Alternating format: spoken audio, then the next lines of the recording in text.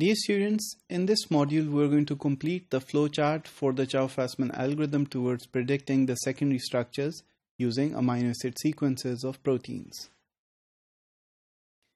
You know that the Chow-Fasman algorithm predicts the alpha helices, the beta sheets, and the beta turns as well. So I'm going to review the beta sheets and the alpha helices and their flowcharts. So as you already know that you scan the entire amino acid sequence as shown here, and you see if 4 out of 6 amino acids do not have a propensity for forming an alpha helix. So if the propensity for forming an alpha helix is low, then you check for their propensity for forming a beta sheet. So if the propensity for forming a beta sheet is good, then you move forward towards forming a beta sheet. But in case if the propensity for forming an alpha helix is high, then you must form an alpha helix. So let's review that portion. We extended the flowchart of forming beta sheets to include alpha helices as follows, where the amino acids had a propensity for forming an alpha helix, and we extended the helix like that.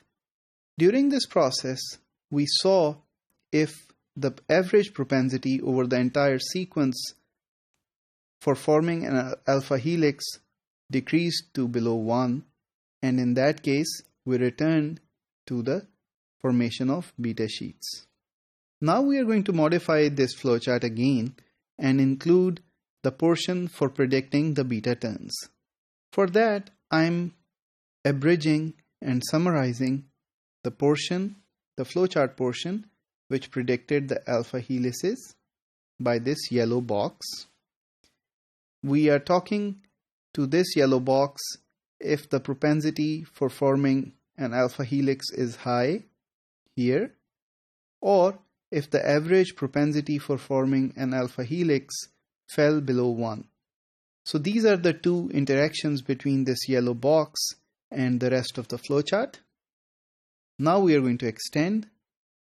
So if a sequence did not have the propensity for forming an alpha helix, and it did not have the propensity for forming a beta sheet as well, so all we are left with is to compute the propensity for these amino acids to form a beta turn. For that, we compute the F total as given by the Chow-Fasman algorithm. So there are 3 conditions after this.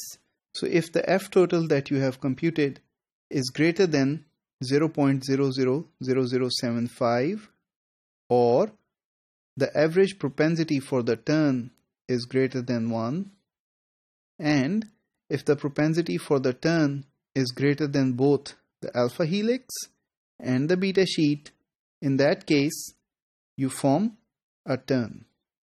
So the region is finalized as a beta turn, as I just mentioned. But if that is not the case, then you can also have a region where the propensity for forming a beta sheet was low, and then you may have to compute the F total yet again for that portion. Also, there can be another case wherein your 4 contiguous amino acids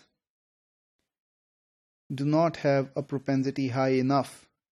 That is, they are less than 1 for forming a beta sheet. In that case, you also need to compute the F total towards computing the beta turns propensity. So you continue to do that until you finalize the entire sequence, in which case you finish the prediction algorithm here. But if you still have amino acids, then you can continue to scan the sequence and finalize beta turns, beta sheets, and alpha helices like that. So in conclusion, as you just constructed the flowchart for predicting the alpha helices, beta sheets, and turns, you can see how the Chow-Fasman algorithm relies on the statistics that we derive from the databases. And those statistics, they tell you about the occurrence of specific amino acids in certain portions of the secondary structures. Now we will evaluate how these algorithms perform in the later modules.